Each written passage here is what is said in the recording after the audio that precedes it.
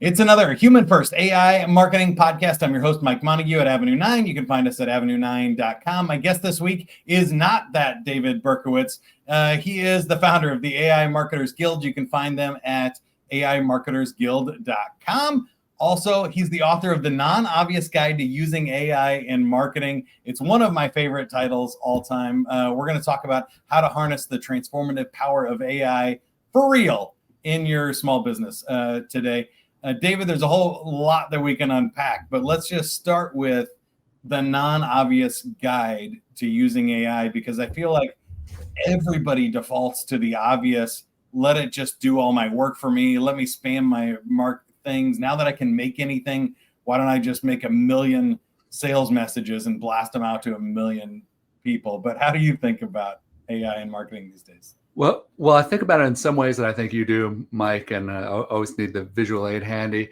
And I think like we've been talking a lot here in the term "inshitification" come up, right? Like, and and it comes up from folks like John Oliver, and it's really like made its way. I think like all the dictionaries are adding it this year, and it's bound to happen. I also see that. One of the things I'm fighting against, I know with your human first approach, you're trying to at least, is for me, well before AI, is this idea of the tragedy of the commons. That we all like if we just had our own land to graze on and grazed what we needed, we'd be fine. But if we just keep trying to go and it's like take a little bit more and a little bit more, and often what we are grazing on is people's attention and people's stamina, right? Like, and doesn't matter if you're B2B, B2C, it's like people are just getting bombarded, and you combine that with the tools to inshitify everything, and then like how do you get rewarded for not doing that? And that's a huge problem right now, because the immediate rewards tend to favor those who take shortcuts. Now, so a lot of this is like, how do you give skills to function better in the day-to-day things that you need to do and actually achieve some of your goals while still using your brain, still building relationships and doing the things that ideally make us all human. Yeah, you reminded me of one of my favorite jokes from the pandemic. Aziz Ansari was talking about how, the Great Resignation happened, and, everybody's like, hey, you got to pay us good benefits and what we're worth. Otherwise, we'll leave and you'll never find anybody as good as us to do this job. And the companies all collectively called their bluff, and everything got a little bit shittier. You're like, yeah, you're right. We can't hire anybody as good as you for that price. And so we're going to hire somebody not as good as you, or we're going to have robots do it or AI do it. And it feels like that trend has continued for the last 5 years, where it's like, oh, if we just take another shortcut, if we just do this faster or cheaper, if we just squeeze out a little more profit, then we can do that. And I think that works in the short term a little bit as the problem. It doesn't work in the long term, because then somebody can come in and say, no, I'm going to make something really good. I'm going to be the hand craftsman, the artisan, the person that actually shows up on a podcast and has a real conversation with another human being like we are today. And all of a sudden that jumps over the thing that has become shitty slowly over time, right? Yeah, I mean, I got a LinkedIn pitch yesterday, and it was someone said, I can send 10,000 messages on LinkedIn for you every month. You want me to do this for you, and you're going to get all those leads. And I instead of just blocking them, I wrote him back. I said, that sounds terrible. And so it's just like, okay, great. You figured out some hack that say you don't get banned from LinkedIn by doing, like, that shouldn't be the reason not to do it. Right. Yeah. My first book was on LinkedIn, and basically the same thing for salespeople, that when social media and LinkedIn was blowing up, it was like, join 50 groups, add everybody 50 people a day, make your network as big as possible. And then if you post 3 to 7 times a day, eventually somebody will buy from you. And we're like, no, that doesn't actually work. And it may work for some people, but if you're a large company like, Uber or Angie's List or something, and you have 2,000 salespeople, you can't have 2,000 influencers on the same topic building massive lists like that. It doesn't scale. And I feel like the same thing is happening with AI, why I got on this mission, because if everyone uses AI to send 10,000 messages on LinkedIn, then we all get a million messages. We ignore all the messages, and that channel is burnt forever. People leave LinkedIn and they never come back, and we've destroyed it.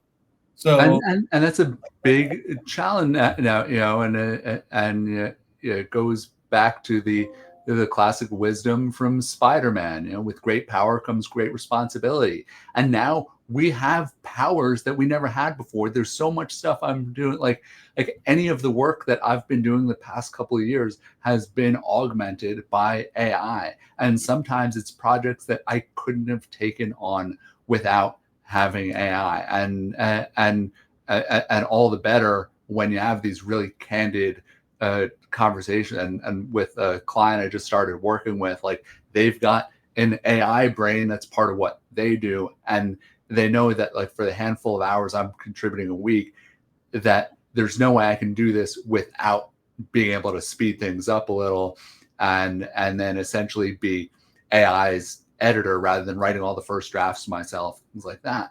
But let's talk about some more of those, because you were going where exactly I was. What are the non-obvious ways to use AI that I think are beneficial and human first? I have a few ideas that I've collected here on the podcast, but I'd love to hear the way you're using AI that you think really makes a difference, makes everybody's world better, you, your clients, their target audiences, and is scalable and sustainable. Well, so some of it is really like some of the most useful stuff that might be a little more obvious or not based on how you're using it is just, the more you're breaking out a lot of what you do by very specific disciplines, by clients, by use case, and being able to have custom sets of information that serve as that default, and these custom projects in ChatGPT. It could be gems in Google Gemini, and then being able to accelerate that learning curve. And even now, when if I ask, say, a ChatGPT or Gemini, like, based on what you know about me, how do you think I should respond, or which do you think would be the right course here? And it can become a really good sounding board because it has a lot of that data built in. So for me, a lot of it is also looking at, like, what are the least favorite parts you have of your job, right? For me, pitching business and, like, actually that transactional piece, putting that pitch together, putting pricing behind it, and going through all those steps. Like, I sometimes do it on things like this, but, like, I don't like talking about myself that much. I'd rather talk about the work and folks I'm working with. So now I've kind of offloaded some of that to ChatGPT. And I agree. And let me just highlight real quick that custom presentations is one of my favorite ways to use AI this year. It's that I can record, in Zoom, the sales meeting, and take that transcript, take it over to ChatGPT and say, hey, based on this transcript and everything you know about this company, do some deep research on it. You already know about me and Avenue 9. How can I best help them?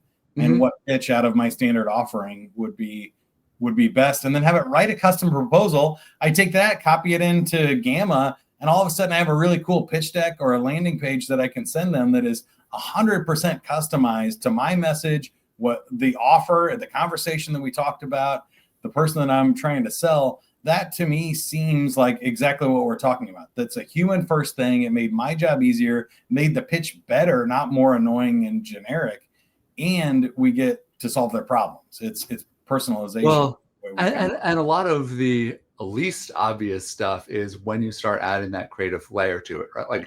Like now I'm obsessed with vibe coding, and I'm playing with all kinds of vibe coding tools and using those as enhancements. Like a client was giving a talk at some data conference this summer, and I vibe coded a landing page based on the talk that then gives attendees an assessment that they can fill out, right? This 10-question thing, they get personalized scoring, so they can continue this experience and now have something that took me like an hour or two to put together, right? And it is so much more impactful being able to have that, like, instead of just saying, get the slides, contact us, connect with us on LinkedIn, you can give them an interactive experience. And by the way, I can't code for shit, right? Like, I know a little bit of HTML.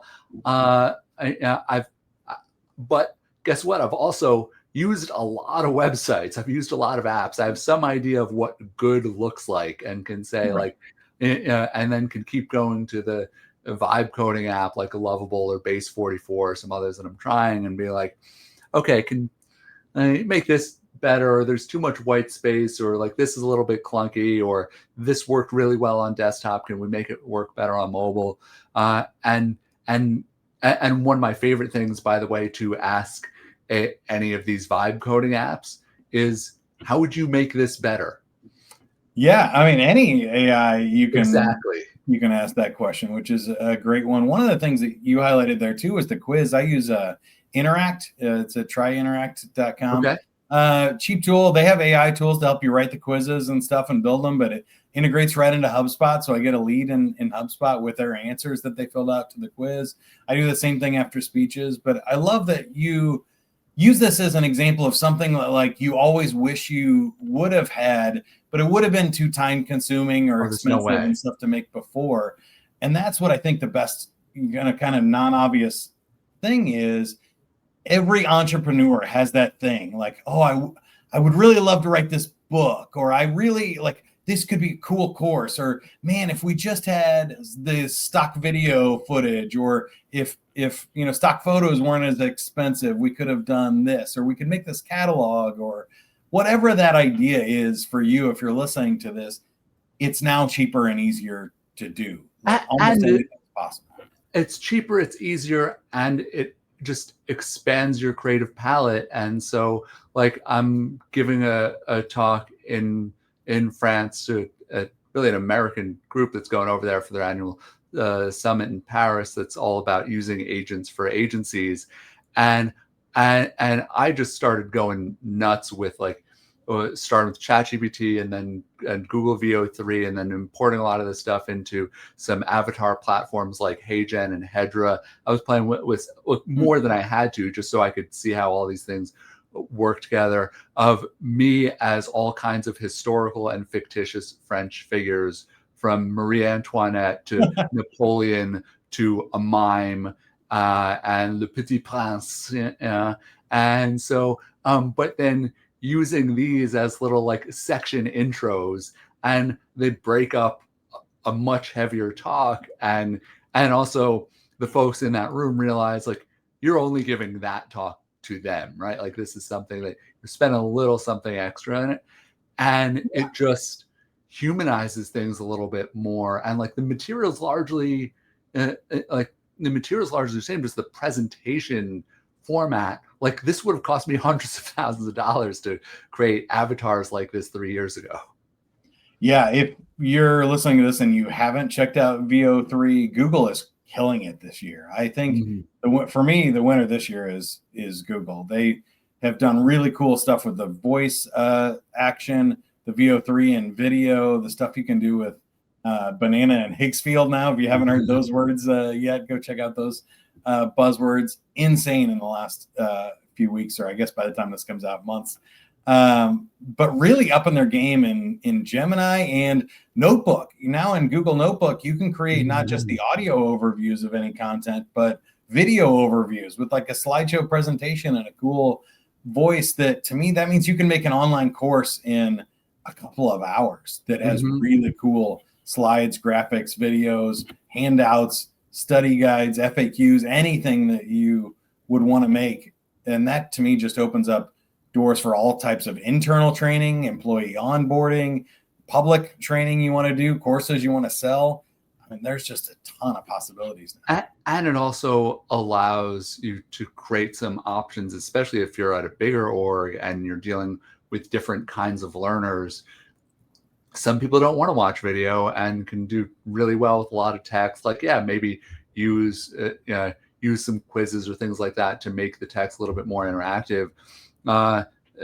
Some people would love just something that's very audio driven to have on the go. Others will love nothing more than sitting down with a video and getting more immersed in the content that way. And so being able to meet people where they are, and I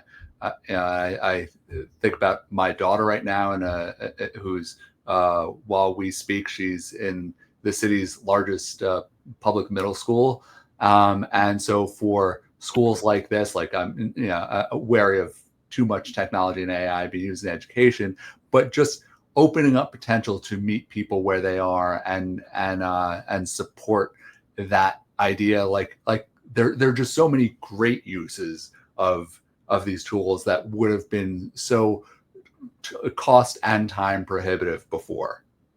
So I totally agree with you. I'd love to switch the conversation to the AI Marketers Guild, because I think communities are something that are going to become even more valuable as humans crave human interaction.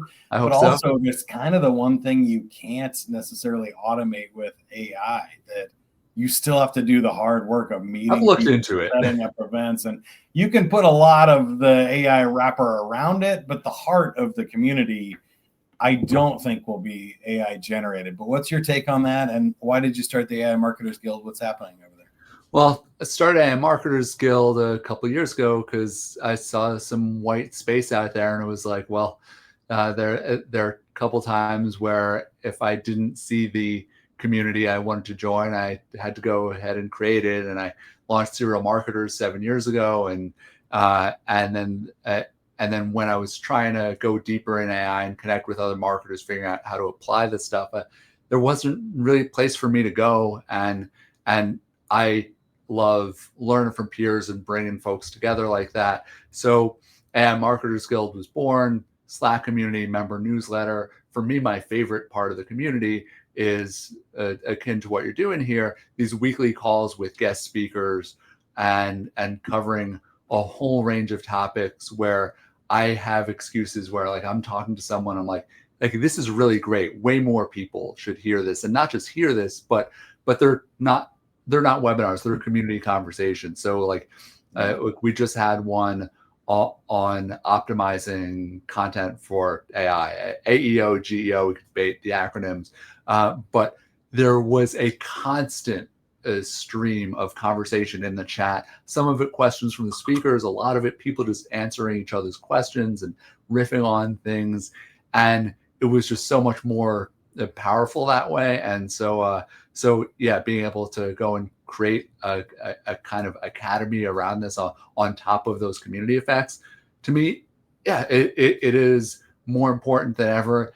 And yeah, like, if I wanted to, I could create some AI agents that go and learn my voice and greet new members in my voice. And there are some automations I use that are actually really useful. Like when a new member joins Slack, then they get a list of some things to talk about. There's a member survey, so I can get a little bit more information about them. Like I'm happy to use automated tools where they add value and for that process.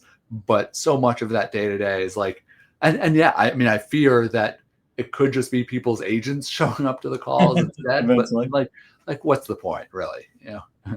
In education and hiring, I think we've gotten to the what's the point. Sometimes we're like, a teacher will use AI to write the quiz, and then an online student will use AI to answer the quiz, and then the teacher uses AI to grade the AI answers to the AI questions. And you're like, what are we doing? Did anybody even learn the material on this or study? But I love what you're saying there. I do think there's a lot of beneficial things to, that's what I meant by the wrappers, like the show up sequences, the reminders, the welcome stuff, like getting conversations started, or just the heavy lifting that has to go into maintaining a community. But I love that you're still having human conversations at the heart of that community. That's fun.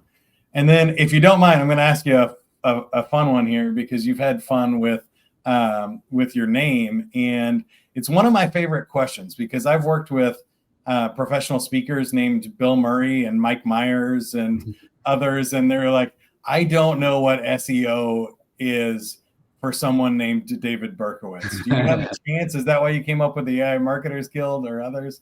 How do you think about optimizing for AEO or SEO with a name like that? Yeah, well, I've asked many an AI engine, tell me about David Berkowitz, and I hear a lot of detail about the serial killer, and I mean, this has been my curse and ghoul for so long. So did you ever think about just going by Dave, or like was your dad's name Sam, and so you were like, all right, I'm leaning in, we got this? I don't know. So my dad named me after my grandfather, David, who passed away a few years before I was born. I actually even just recently wrote a play I was dying to write called Sons of Sam, about what happens when you're trying to go and face your own identity that way. And I vibe coded a site for the play at sonsofsam.com. It's just like, I'm always just trying to learn by doing. Yeah, I could have made my life easier that way. I could have leaned into using my middle initial, all kinds of things like that. But ultimately, I wound up taking a lot of pride both in my namesake, who's a family hero and an immigrant who was really able, with him and his wife, my grandmother, being able to create a new life for their family during much harder times than anything we're dealing with right now. And also just the twisted joke, right? Like when I started the consultancy under the name Serial Marketer, and this was about 10 years ago now, and it was because a friend of mine introduced me on another blog. It was actually for HubSpot's Inbound, when speakers were writing a little blurb about each other. Nice. And he introduced me. This was Aaron Strout. He said, serial marketer, not killer. And it was the first time I was ever associated with that serial marketer name. I'm like, this is so damn funny. Like, well, you might as well lean into it. You're not going to change your name at this point. You're not going in there and stuff. So I love that. But I do think it presents different challenges when you're trying to get around a reputation. And a lot of people have that, whether it's a mistake or a common name. I'm sure there's plenty of Mohammeds out there or whatever that are like, man, I'm never going to get known for my name, and I just have to take a different tact. But I think it leads to the creative thinking that you're talking about. Again, I love the non-obvious brand there. Is like, okay, well, the obvious answer for who is David Berkowitz is not me. So now I'm going to have to take a non-obvious approach to this. Right? Well, leads to both a lot of empathy and yeah, I mean, like especially if it's a notorious name, or there's I mean, I got to work with Katy Perry at one point, and so it was fun when like she and I were hanging together and people were like, yeah, Katy Perry and David Berkowitz right here. I interviewed a college alum named Gary Coleman, for those who were fans of Different Strokes, and this guy, I got to say, looked as opposite of Gary Coleman as possible. Yeah, so not the Gary Coleman we knew and loved in the 80s. Yeah, I've seen some big marketing campaigns like that, and I've met some Juliets, but never any Capulets. So I can relate. All right, I want to ask you some fun questions about the future too, because I think as we see this play out in marketing over the next 5 to 7 years, in my opinion, it's got to click over to these human first strategies, because I think the spam will just become overwhelming, or we're going to get spam blockers so good that no messages get through. And then we have to develop some human relationships. But what's your take? Where do you see marketers going based on what you're seeing in the AI Marketers Guild and other places? Well, so much of my thinking is shaped by Newton's third law, essentially every reaction having an equal and opposite reaction.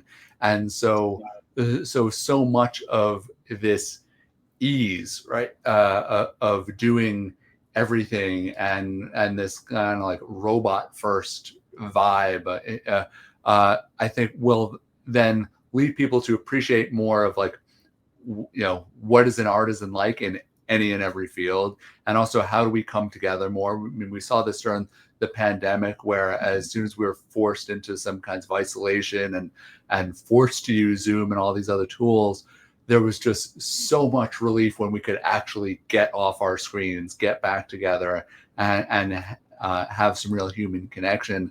So I think that there will be a lot of pushback for that. I think like we're still scratching the surface in terms of what an agent can do, right? Like, what does it mean when every person and every business has multiple agents representing them in different kinds of transactions and settings? And like, why wouldn't we go down? I mean, I know there are downsides for why we wouldn't want to go down that path, but even in just very functional ways, right? Like you've got your Walmart agent, if that's where you shop all the time, and it knows exactly how you shop at Walmart, can maybe make those visits a little bit eeasier. And Walmart has its agents for knowing how to deliver exactly what you want. Like, not the sexiest stuff, but that agent will be very different from our like healthcare proxy agent that maybe can actually remember. You know, like I get so embarrassed when I go into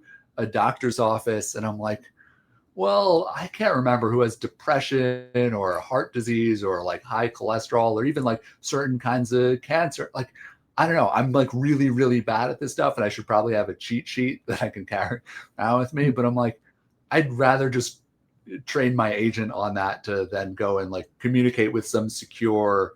Yeah, I think there's some natural things where you want a healthcare one to be more secure and more accurate than a marketing agent, or and hopefully more accurate than I am, right? Like, I kind of, I get there and I start filling out forms and I'm sort of winging it, and maybe some of it, like, I don't want to share just like how much of this runs in my family. I'm going to downplay it a little, even unintentionally. Like the agent's not going to do this, Yeah, I think that's a great example. And then if you play this out within our lifetime, say like 30 years, and we get past the event horizon of super AGI, if you ever think that's even going to happen or be possible in our age, what do you think the future of humanity looks like? What sci-fi movie do we end up in? Well, the two that I can't stop thinking about are, I mean, first of all, I've got to go with Spielberg and Minority Report. It's also just so funny to me that he created Minority Report and AI back to back, and like no one thinks about AI like, like creepy teddy bears and stuff like that. But Minority Report is so salient, and like, can we also like the idea that we get into Minority Report with both like the good, bad, and ugly of it, right? Because like Minority Report could be a really boring movie if there wasn't this whole mistaken identity and what does that mean at the heart of the film, right? Like, most people's lives actually seem kind of cool, and driving around in those cars, and even the targeted ads like look not like there's no traffic jams and stuff until he creates one, and yeah, I think it's fascinating. And even the precognition that we're getting so good at prediction now. I've seen models where crime models can predict which corner of an intersection the next murder will be on in some of these downtown locations, not even just what city or what time and stuff, but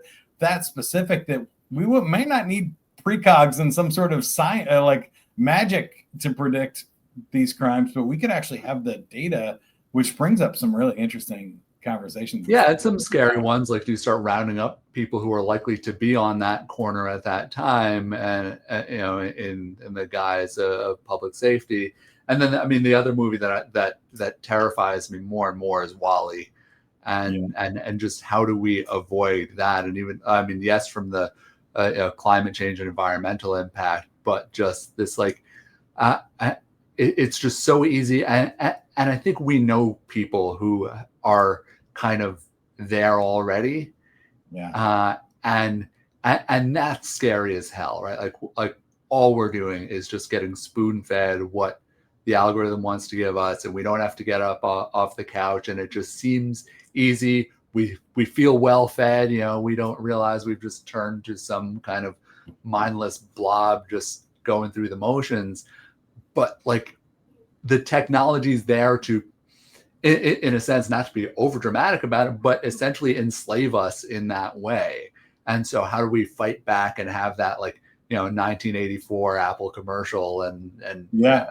and I think we're just going to see more of that reaction as well. Well, it's funny. My other book here, Playful Humans, is about how do we, like, if we don't have to work, what do we do for play that still keeps us healthy, mentally active, physically active, and spiritually fulfilled, so that we don't just end up in that Wall-E feature? Because I do think that's kind of our biological default if we get to this point. So we need more people, I think, on the side fighting for, hey, a little tension, a little resistance is good. Just like in weight training, a little struggle is good for humanity. It makes us sharper. So that's fascinating. Yeah. David, thank you so much for the time and the thoughtful answers. It was fun.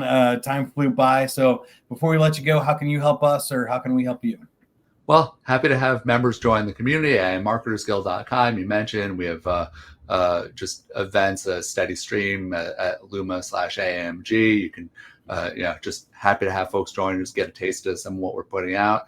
And yeah, if stuff I'm talking about or you have questions based on this or the book or anything else related to it, LinkedIn's probably the easiest place to find me, D. Berkowitz, and you'll see I am the not that David Berkowitz on there. So I think there's only one of those.